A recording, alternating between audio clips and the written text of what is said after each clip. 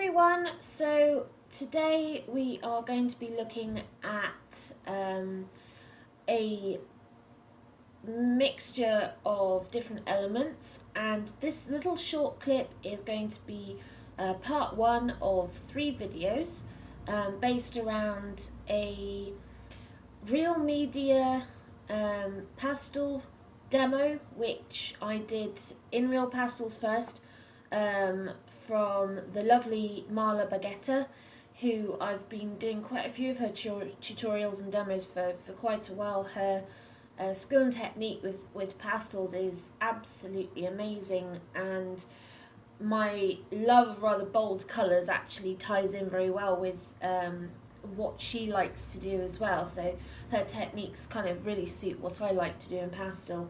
So a friend then challenged me to basically recreate one of her demo tutorial videos for Real Pastel in Artrage. So I thought, well, you know what, why not? It's a bit of a challenge because Artrage and pastel is quite tricky, and I'm going to show you guys some tips and tricks to just make this a little bit easier, and also some of the settings I use to get the best effect for making it look like real pastel. So this is part 1 of 3, and I'm going to show you how I generally tend to work with these sorts of things. I don't have an open colour palette, and when I mean an open colour palette, what I mean is just the colour picker down the side, just, you know, going, right, what colour is she using, and then just trying to pick a colour, and by that point she'll have like moved on to somewhere else in the video, and it'd be long gone. So that takes a long time, and also actually I do this practically anyway when I'm working in Artrage, and I use a colour palette, basically a samples colour palette, and that is up here in my top right hand corner where it says samples and add sample. And basically, in order to do that, you select your colour on the colour picker and you hit add sample. Fairly simple. If you want to remove samples, you can either left click on the sample itself or go clear samples. So how did I do this with Marla's tutorial? Well, Marla was using a very specific colour palette. She tends to set out and pick the colours she's going to use prior to actually doing her piece, and then sets them out for her use. There's another pastel artist from Karen, who runs the Monet Café. You can find her on YouTube. I'm going to put links to both of them down in the description below, and they both tend to do that. So that is a brilliant way of working. And to do the same in Artrage, obviously you need to set up your sample palette first with all your colours. Doing that straight from blank is not great. So I'm going to give you 2 very different ways of doing it. The first one is the really obvious way, and that is I've took a screenshot of Marla's finished painting, and I'm going to go to File and Import Image, and then I'm going to go and find the image, which I think I put on desktop, and it's in alphabetical order. So let's scroll down. Yes, I have a lot of random files on my desktop. I really need to actually tidy that up. Open the Marla demo file, and that is Marla's actual finished painting. So then go to colour picker and start looking at the colours that are on the painting. So obviously there is the blue in the sky. Tap with the colour picker on the blue and then go up to add sample, and you can see that it's jumped to that blue on the colour picker. Same with the purples. Add. There's a dark purple there on the mountains. Add. Obviously there's this dark colour. Add. And you just keep going through that until you've built up your colour palette in the samples box, and then you can clear the painting, File and New, and you can see that your colour palette is still up in the top right hand corner. You can actually export and save colour palettes by going to export samples or add to collection, and you can export your colour palette as a palette, and you can actually import that back in at any point. So you can go to add samples, load from disk, and you can just select the file that you've saved your previous palette from, and it will load the palette. So that's the obvious way of creating a colour palette in Artrage. However, I'm going to show you something a little different. I use Gimp for all of my wedding stationery design work. I'm a graphic designer and illustrator by rote, so most of my graphic design work is done in a free program called Gimp.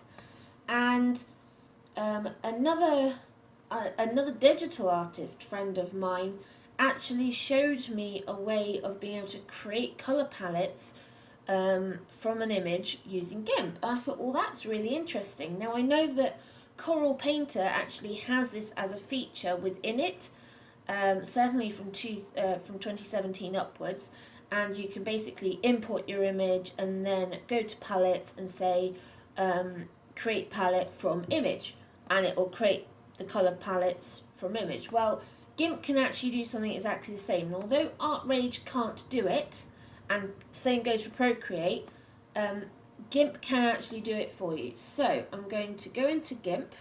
I've already preloaded Marla's painting, and I've actually cropped it, so I've cropped out the background colour of the paper, because we don't really need that colour to be actually in there because you're painting onto that colour, so you don't actually need that colour to be one of your painting colours.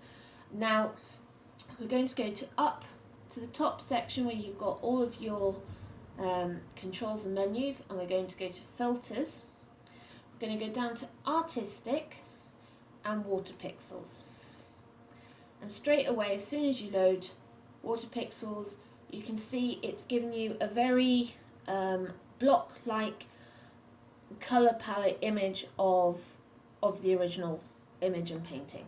And the reason for that is basically it clones and looks at the pixels in your image, and it matches them together, and it goes, right, in this area you've got a lot of this colour pixels, so we're going to make you a blob, and then there's a load of these coloured pixels in this area, so we're going to make that a blob, and it just keeps going until it creates what you can see in front of you. Now, this is where you can get quite clever. The spatial regularization, that's quite a mouthful to say actually, gives you some control over to the shape. In particular, a lot of people will recognise this as a pixelization tool. So the spatial regularization takes randomized dots and basically creates them into squares. So if I up this, you can see straight away, as soon as I've taken this up, I'm going to take this to 25, and you can see straight away it's just given me a whole load of coloured squares. The super pixel size is the actual size of the pixel. If I jump this up to, let's say 50, and enter, you can see straight away the squares have got bigger. Now, as you make the squares bigger, and bear in mind this is related to the spatial regularization, it basically says what is the biggest amount of pixels for each colour and turns them into a square. So the larger your square, the less colour choices you're going to get, because it's based on what is the largest amount of pixels per each colour, and then you say for your image you want your pixels to be this big, and you can only have so many pixels in a square. So the larger your square of pixels are, obviously the less colours you can have, but that's also great for if you want to do limited colour palettes for images. It's really, really great for saying, right, I want to do this painting, but I want to limit my colour palette to say 12 colours, and that's exactly what this can do. If you play around with the super size, the super pixel size and your spatial regularization, you can basically create your own how many colours per colour palette you want to do. I tend to keep them spatial regularization and super pixel size down to about 25 each. Hit enter, and you can see straight away it gives me all these lovely squares of colours, basically showing me what different colours are in this colour palette and what Marla has used. If I hit OK to that, it saves that, and then I can go to File, Export Image, and I'm going to save this where I had everything else. Ignore the fact that's my wedding stationery. So we're going to call that Marla Demo PNG. Export that out. I'm going to go back to Artrage and I'm going to import that. Import image file. And remember where I just put it. I'm going to have to go the long way round because I don't have any shortcuts on this one.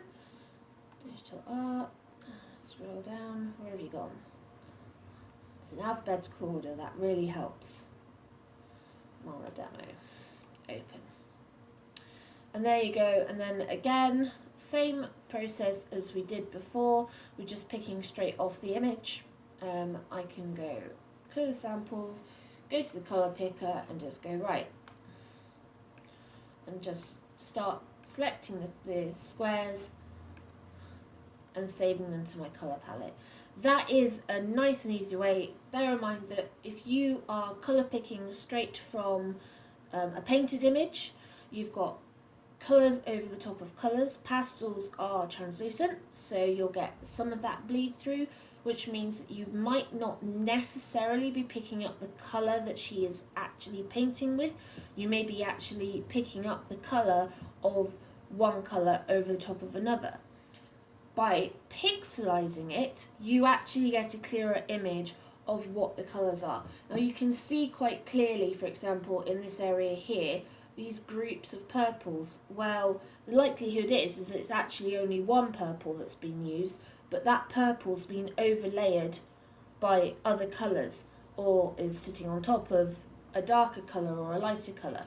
So you can get quite sassy with this by just basically going, right, they probably are all the same colour, so I'm going to pick the one that shows up the most of, which in this area here is going to be these three here, which are very, very close in colour.